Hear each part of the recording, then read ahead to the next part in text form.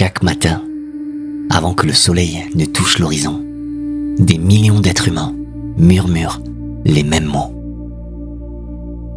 Un chant composé il y a plus de 500 ans par un homme qui a refusé toutes les frontières entre les hommes et qui commence par cette affirmation nue, sans ornement, comme une pierre posée au seuil du monde.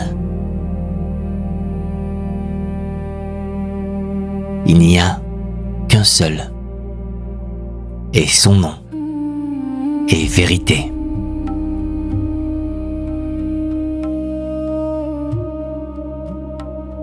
Quelques syllabes, et pourtant, tout le livre tient là. L'univers n'est pas fragmenté. Il n'est pas un éclat brisé, dont chaque religion ramasserait un morceau. Il est un tissu unique, et chaque être en est un fil vivant. Ce texte s'appelle le Japji Sahib. Il ouvre le livre sacré des Sikhs, le Guru Granth Sahib, comme une clé ouvre une porte. 38 strophes, quelques pages à peine, écrites dans un village du Pendjab au XVe siècle. Et pourtant, ces pages ont fondé la 5e religion du monde. Elles sont récitées chaque matin à l'heure ambrosiale. Cette heure fragile, où la nuit n'est plus la nuit, et où le jour n'est pas encore le jour. Et elle continue, aujourd'hui encore, à apaiser des esprits que ni la science ni la philosophie ne parviennent à calmer. Comment est-ce possible ? Comment un homme seul, marchant pieds nus à travers un continent en flammes, a-t-il pu écrire des mots qui parlent encore à notre inquiétude ? C'est ce que je voudrais explorer avec vous. Nous allons d'abord entrer dans le monde de Guru Nanak, comprendre la fracture historique d'où est né ce chant. Puis, nous suivrons le Japji Sahib dans sa progression, depuis la remise en question des rituels jusqu'à l'ascension finale de l'âme à travers 5 royaumes de conscience. Le Japji Sahib n'est pas un livre que l'on résume. C'est un chemin que l'on parcourt. Et ce chemin commence maintenant.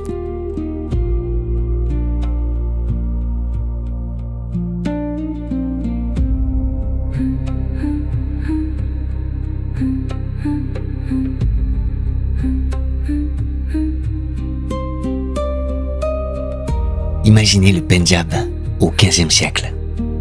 Un paysage magnifique et ravagé. Depuis 500 ans, les invasions se succèdent. Le sultanat de Delhi s'effrite. Les armées piétinent les champs. Et entre les ruines, 2 mondes se font face sans se voir. D'un côté, l'hindouisme et son système de caste, où la naissance décide de tout, où les brahmanes gardent la vérité sous clé, où le sacré est un privilège réservé. De l'autre, l'orthodoxie islamique, avec ses propres murs, ses propres certitudes verrouillées. Le peuple, lui, est pris entre les deux, comme un grain entre 2 meules. C'est dans ce terreau de souffrance que naît, en 1469, dans le petit village de Talwandi, un enfant nommé Nanak. Très tôt, il dérange. À 9 ans, quand on veut lui passer le cordon sacré hindou autour du cou, il refuse. Non pas par rébellion, mais par une lucidité qui stupéfie les prêtres présents. À quoi sert un fil de coton, dit-il, s'il n'est pas tissé de compassion et de vérité ?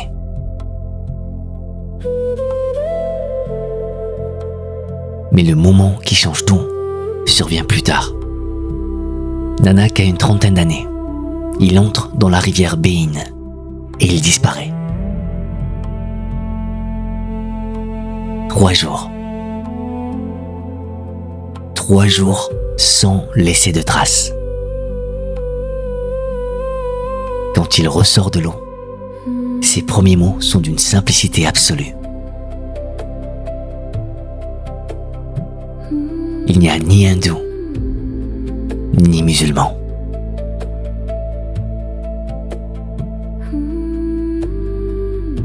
Ce n'est pas un slogan, c'est un tremblement de terre.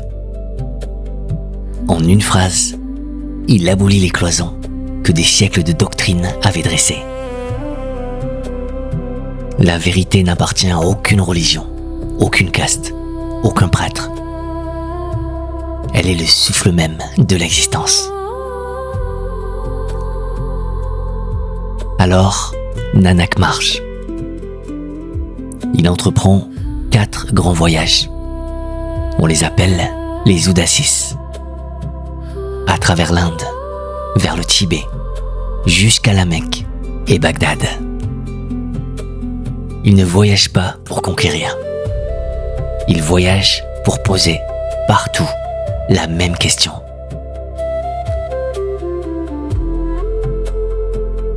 Cherchez-vous Dieu dans les rites ou dans votre propre cœur?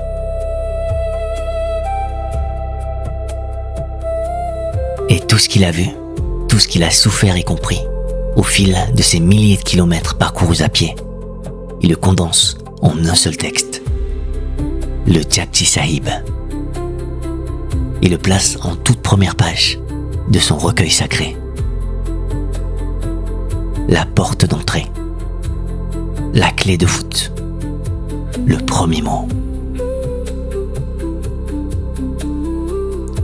Soumettez-vous à la volonté divine, car elle est déjà inscrite dans votre existence. Écrit-il dès la première strophe. Nanak ne demande pas de croire en quelque chose d'extérieur. Il demande de reconnaître ce qui est déjà là en chacun de nous, depuis toujours.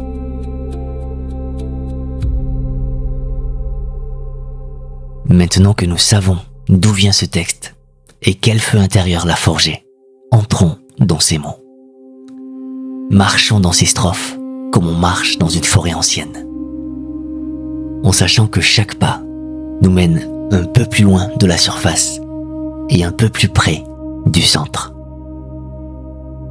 Car le Japji Sahib n'est pas un traité que l'on comprend avec la tête. C'est un chemin que l'on parcourt avec l'âme.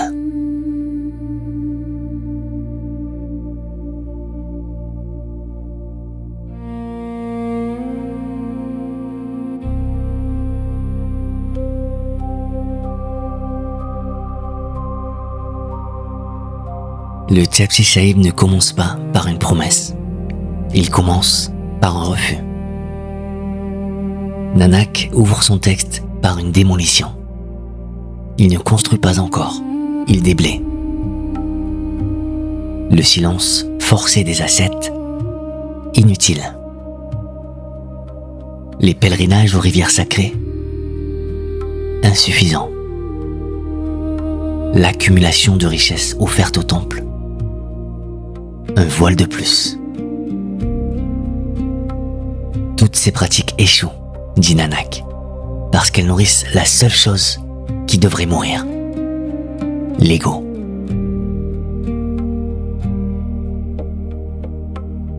L'ego, le sentiment du moi séparé.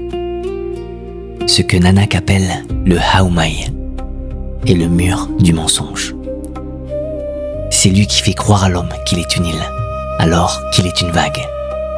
C'est lui qui transforme la prière en spectacle et la dévotion en vanité. Nanak ne rejette pas la religion.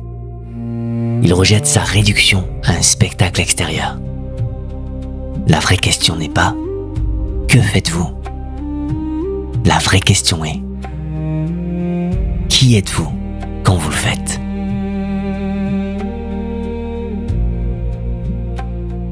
Et si l'on comprend sa volonté, on ne parle plus avec l'ego, écrit-il dans la 2e strophe. L'ego ne se combat pas, il se dissout. Comme la brume se dissout quand le soleil se lève. Non pas par la force, mais par la lumière.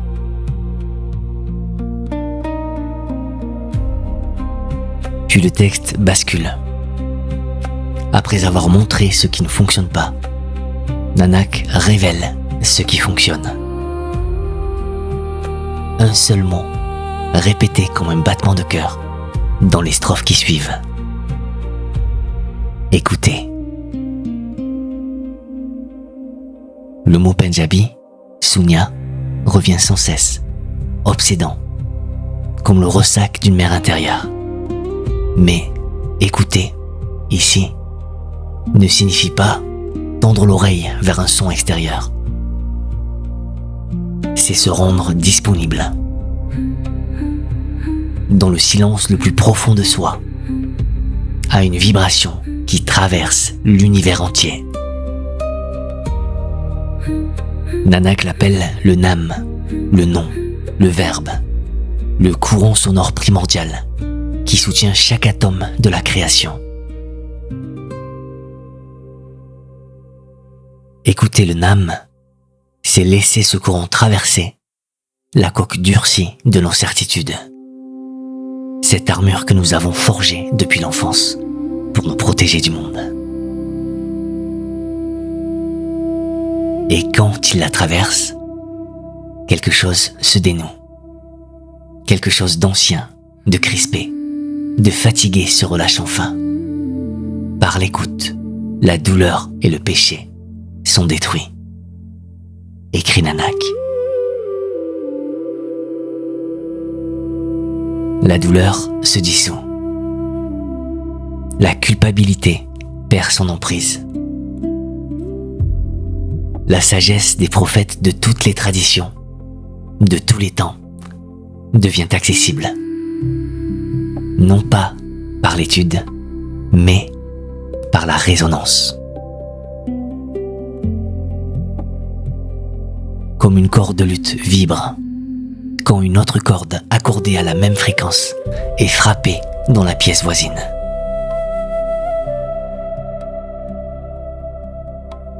Puis vient la foi.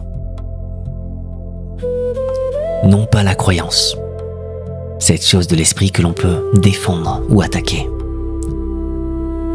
La foi vécue, maniée, l'obéissance intérieure. Un alignement si profond, si total, qu'il échappe au mot.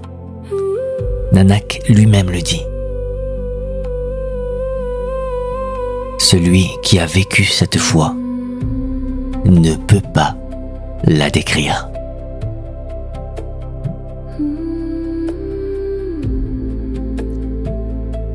Il ne peut que la porter, comme on porte une flamme dans la paume ouverte, en marchant doucement pour qu'elle ne s'éteigne pas. Et ceux qui le croisent voient la lumière, sans toujours comprendre d'où elle vient. Alors le texte change d'échelle, soudainement, violemment, comme si une fenêtre s'ouvrait sur un gouffre de lumière. Nanak lève les yeux, et ce qu'il voit nous donne le vertige.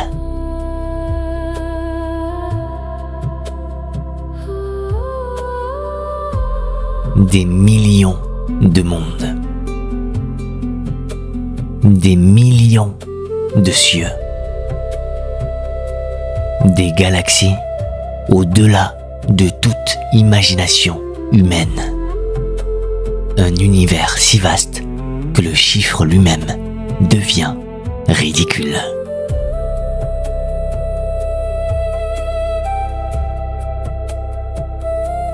Certaines traditions enseignaient qu'un taureau mythique supportait la terre sur ses cornes. Nanak balaie cette image. Ce qui soutient l'univers, dit-il, ce n'est pas un animal fabuleux. C'est une loi. Un ordre silencieux et conscient, tissé dans la trame même de l'existence. Nous ne sommes plus dans un village du Pendjab. Nous sommes au bord de l'infini. Et face à cet infini, Nanak ne ressent pas de la terreur. Il ressent de l'émerveillement.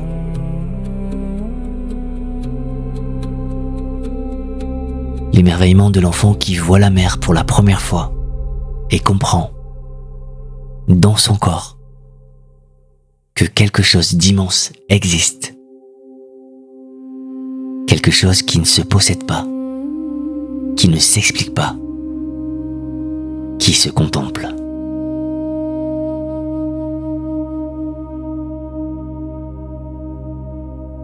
Car cet univers sans limite est le poème vivant du Créateur. Le contempler, c'est déjà prier. Puis Nanak redescend. Il revient vers les hommes, vers les yogis de son temps, ceux qui portent de grandes boucles d'oreilles, enduisent leur corps de cendre et brandissent des bâtons de pèlerin. Il prend ces symboles et les retourne comme un gant.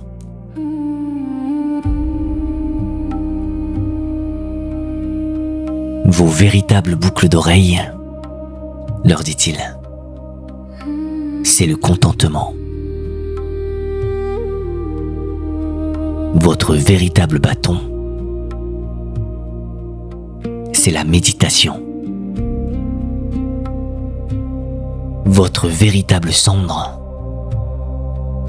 c'est l'humilité qui ne se montre pas.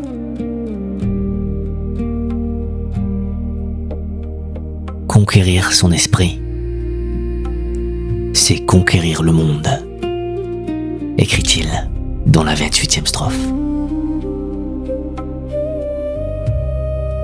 La phrase est courte, elle est immense. Nanak déplace le champ de bataille. La guerre sainte n'est pas à l'extérieur, dans les plaines ni dans les temples. Elle est dans le territoire silencieux de nos pensées, de nos peurs, de nos attachements. Celui qui maîtrise ce territoire n'a plus besoin de conquérir quoi que ce soit d'autre. Et la victoire n'est pas un triomphe bruyant, c'est un apaisement. Comme le lac dont la surface, enfin, ne tremble plus.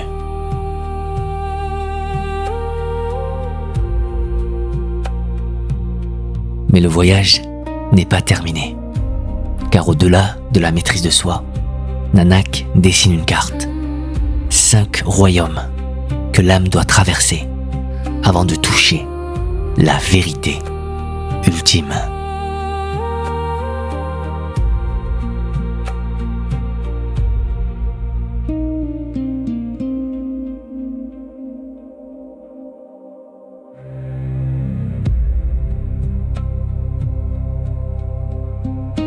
Nous arrivons au cœur architectural du Japji Sahib.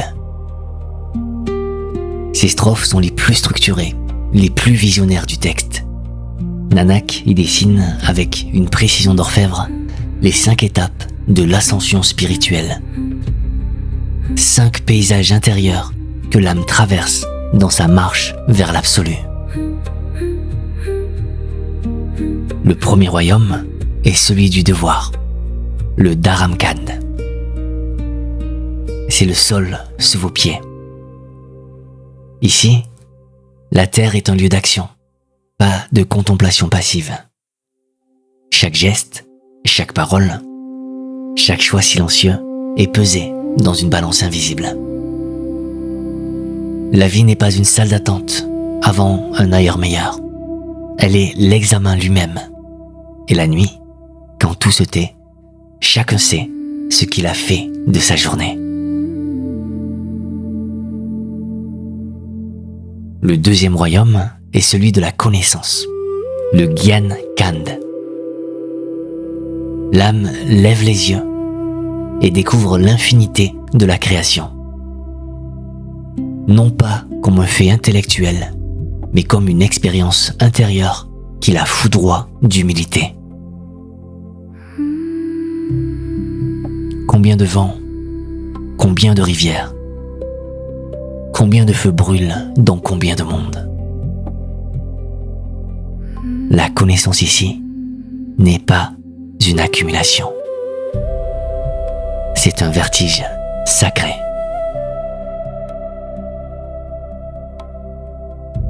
Le troisième royaume est celui de l'effort, le Saramkand. L'esprit est travaillé comme un métal dans la forge. Il est ciselé, poli, sculpté, dans une beauté que seul l'effort soutenu peut produire. Ce que Nanak décrit ici, c'est la transformation par la discipline. Non pas la discipline punitive, mais celle de l'artisan amoureux de son œuvre. Celle qui ne compte pas les heures, parce que l'amour efface la fatigue.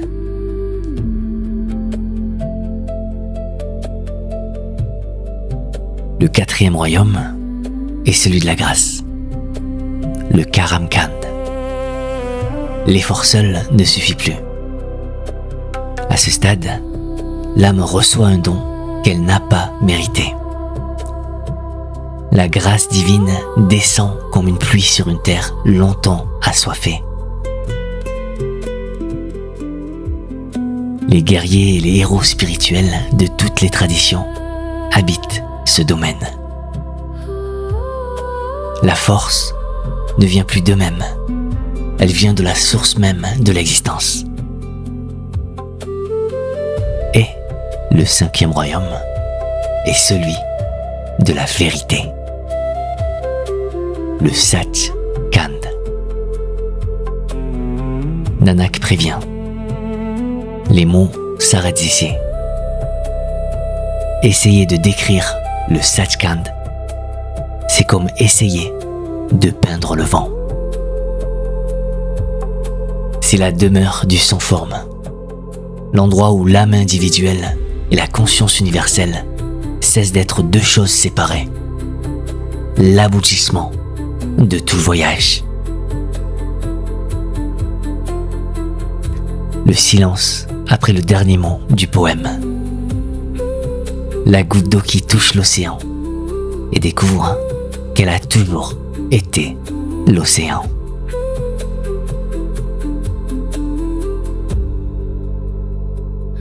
Forger la parole dans la forge de la vérité. Écrit Nanak dans l'avant-dernière strophe, utilisant la métaphore de l'orfèvre. L'être humain est à la fois la matière brute et l'artisan. La forge est sa vie. Le marteau est sa discipline. Et le bijou qui en sort, c'est son âme libérée.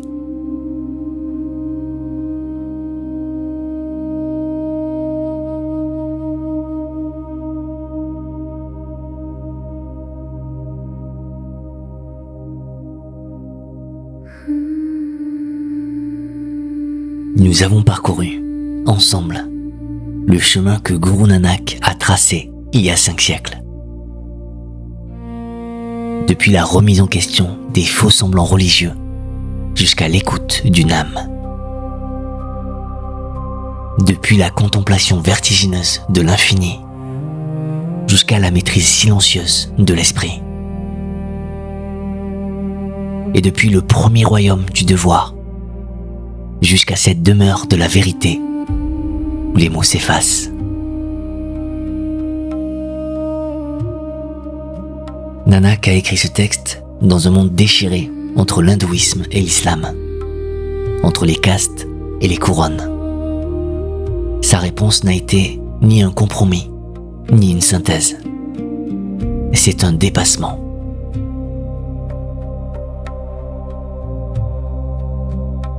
La vérité n'appartient à aucune religion, mais elle les traverse toutes. Comme la lumière traverse le vitrail, sans appartenir à aucune de ces couleurs. Aujourd'hui, alors que le monde se fragmente en identités rivales, cette voix qui dit qu'il n'y a que des êtres humains marchant vers la lumière n'a jamais été aussi nécessaire.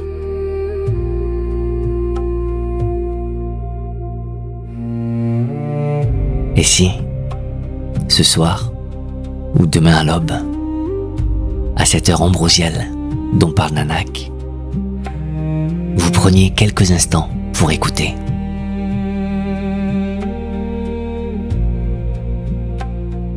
Non pas un son extérieur, mais ce murmure très ancien qui vibre en vous depuis toujours et que le bruit du monde a recouvert.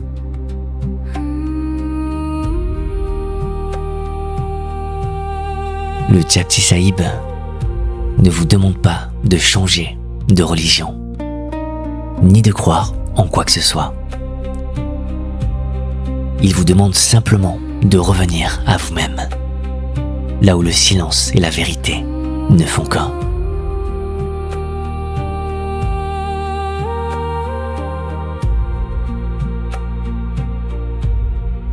Et à vous qui avez écouté jusqu'ici, merci.